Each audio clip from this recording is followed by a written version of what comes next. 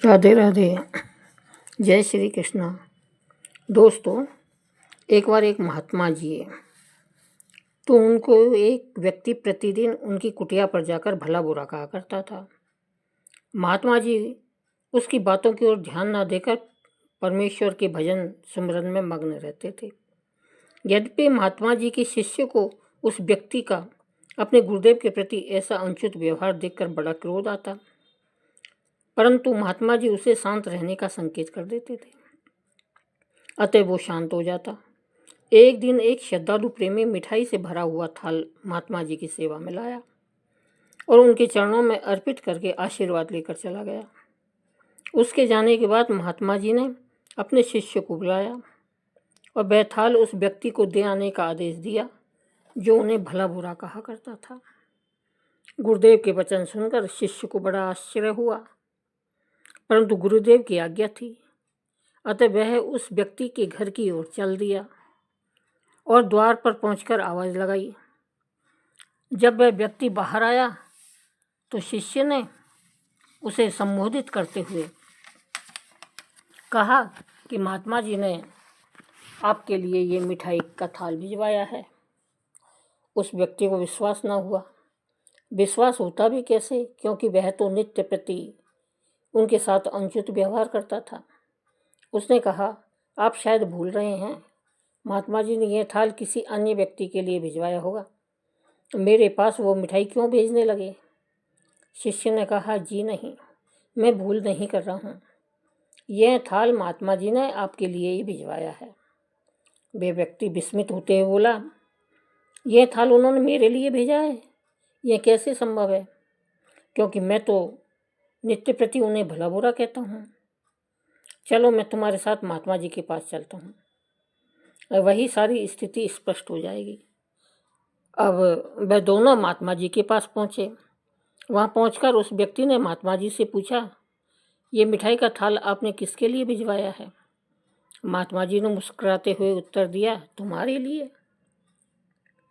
यह अप्रत्याशित उत्तर सुनकर उसका मुंह आश्चर्य से मुंह खुला का खुला रह गया।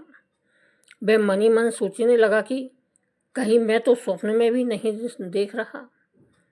ऐसा तो ना कहीं देखा ना कहीं सुना कि बुराई करने वाले को कोई मिठाई का थाल भेजे। अभी वह इसी सोच विचार में था कि महात्मा जी ने कहा, प्रेमी, तुम नित्य प्रति यहाँ आकर हमें भेंट स्वरूप कुछ न कुछ दे जाते हो, परंतु हमने आज तक बदले में कुछ न दिया।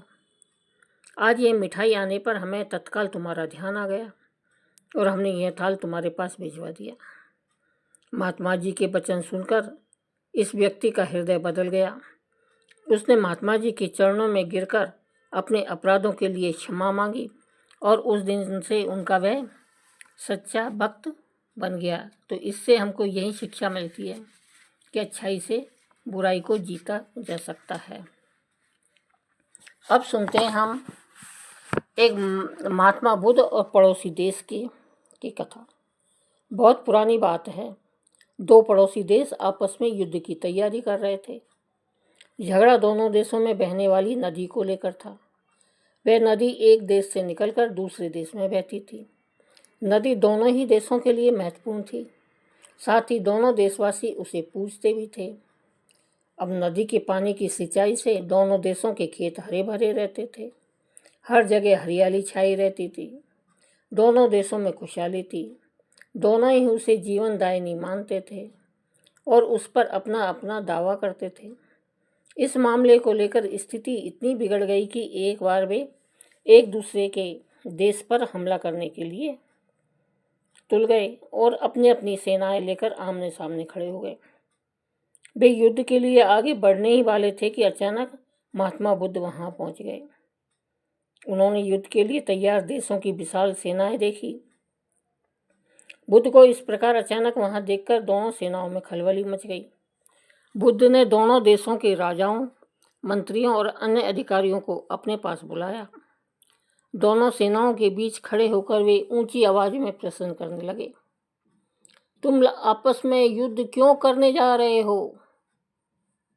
हमारे जीवन की आधार नदी के लिए, बुद्ध को जवाब मिला। नदी का जल तथा मानव के रक्त में से कौन अधिक मूल्यवान है? बुद्ध ने दोबारा प्रश्न किया। मानव का रक्त नदी के जल से अधिक मूल्यवान है तथा कारगर है, सब एक स्वर में बोले। अगर ऐसा ही है तो तुम लोग कम मूल्यवान जल के लिए महत्वपूर्ण और कारगर रक्त को क्यों बहाना चाहते हो? महात्मा बुद्ध ने फिर प्रश्न किया। इसलिए कि हमें जीने के लिए नदी के जल की आवश्यकता है। दोनों तरफ से एक ही जवाब मिला। अगर तुम लोग जीना ही चाहते हो तो मरने के लिए क्यों तैयार हो गए? बुद्ध ने फिर प्रश्न किया। दोनों देशों के प्रधानमंत्रियों ने जवाब दिया, भगवान, दोनों देशों की आपसी ईर्ष्या के कारण अब स्थिति इतनी बिगड़ ही गई है कि उसका हल केवल युद्ध ही से ही हो सकता है। इसके अलावा किसी और साधन से हल संभव नहीं है। बुद्ध ने प्रश्न किया, अगर ईर्ष्या का जवाब ईर्ष्या से दिया जाए तो आखिर इस ईर्ष्या का अंत कहाँ होगा? बुद्ध भगवान के इस प्रश्न से दोनों सेनाओं में शांति छा गई। दोनों पक्ष के लोग सोच में पड़ गए कि क्या जवाब दिया जाए और क्या किया जाए। बुद्ध के शांति पथ के प्रश्नों का उन्हें कोई उत्तर नहीं सूझ रहा था। अंत में बुद्ध भगवान के कथन के अनुसार उन दोनों पक्षों ने एक शांति की सभा बुलाई। शांति सभा ने दोनों देशों के दावे को ध्यानपूर्वक सुना। उसने दोनों देशों में जाकर असली स्थिति को अपनी आंखों से देखा और समझा। खूब सोच विचार के बाद अंत में एक दिन उस सभा ने ऐसा निर्णय दिया कि दोनों देश मान गए और युद्ध की आशंका टल गई। बोलो बुद्ध भगवान की जय। मीराबाई की छोटी सी कथा है। कोई इंसान कितना भी दुष्ट क्यों ना हो, पर साधुओं महापुरुषों की संगत कभी ना कभी अपना असर दिखाती है। यह कथा है मीराबाई की। मीराबाई को कौन नहीं जानता? मीराबाई किसी परिचय की मोहताज नहीं। मीराबाई ने अपने जीवन में ना जाने कितने कष्ट सहे, पर गोविंद की भक्ति कम ना हुई। उसकी ननद उदा ने ना जाने कितने लांछन लगाए मीरा पर। रतन सिंह और राणा विक्रम ने न जाने कितने कष्ट दिए मीरा को, परंतु आखिर मीरा की संगति ने एक दिन उनको भी बदलने पर मजबूर कर दिया। एक बार रात्रि में उदा को लगा कि मीरा किसी दूसरे पुरुष से बात कर रही है। उदा भागती भागती अपने भाई रतन सिंह के पास गई। कान का कच्चा रतन सिंह तलवार लेकर भागा कि अब मीरा महल में नहीं रह सकती। उदा की बात सुनकर रतन सिंह मध्य रात्रि को तलवार हाथ में लेकर मीरा के आवास में घुस गया। आवेश में घुस तो गया, लेकिन देखा कि मीरा शांत भाव में बैठी हुई है। उसके मुखमंडल पर आभा जगमगा रही है। वह बोले जा रही है कि प्रभु, मैं जैसी हूँ तुम्हारी हूँ, तुम हमारे हो। यह संसार देखने भर को है। यहाँ सब सगे संबंधी कहने मात्र के हैं। तुम ही प्राणी मात्र के सगे संबंधी हो। फिर मीरा के हृदय से श्री कृष्ण पुरुष की आवाज में बोले, तू चिंता मत कर, इस संसार में आसक्ति ना हो, इसलिए दुख दर्द पीड़ा मैं मेरे भक्तों को देता हूँ, ताकि वे कहीं संसार में फंस ना जाए। उन्हें मुसीबतों के बीच रखकर परिपक्व करता हूँ। रतन सिंह चकित हो गया। मीरा ही बोलती है और मीरा ही सुनती है, कोई परपुरुष वहाँ नहीं है। मीरा के शीतल देवी तेज में रतन सिंह का रुख बदल गया। उसकी आंखों से पश्चाताप के आंसू बहने लगे। वह मीरा से बहुत प्रभावित हुआ। रतन सिंह बाहर आया। उसकी आंखों में पश्चाताप के आंसू थे। मुख पर कोमल भाव उमड़ आया। हृदय में पश्चाताप है। तलवार नीचे पटक दी। मीरा के प्रति अहोभाव के वचन बोलने लगा। मीरा को हमने पहचाना नहीं। वहाँ कोई परपुरुष नहीं है। वह तो भगवान से वार्तालाप कर रही है।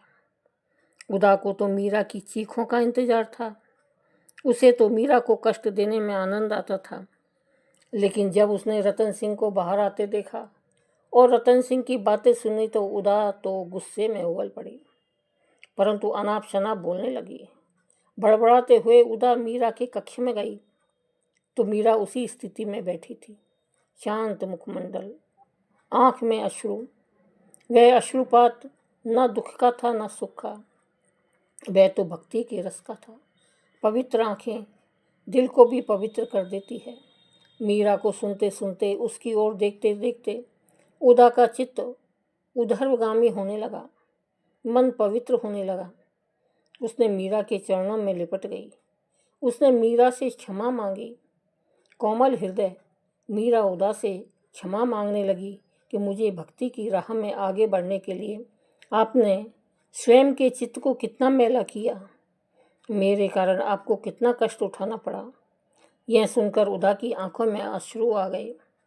वह बार बार मीरा से क्षमा मांगने लगी। अलौकिक, दिव्य, सात्विक, शांत और तेज के आगे आसुरी तेज वाला विरोधी भी रूपांतरित हो जाता है। बोलो श्री कृष्ण भगवान की जय। दोस्तों, हमारी एक छोटी छोटी कथा आपको अच्छी लगी हो तो कथा को लाइक करें और चैनल को सब्सक्राइब करें। धन्यवाद।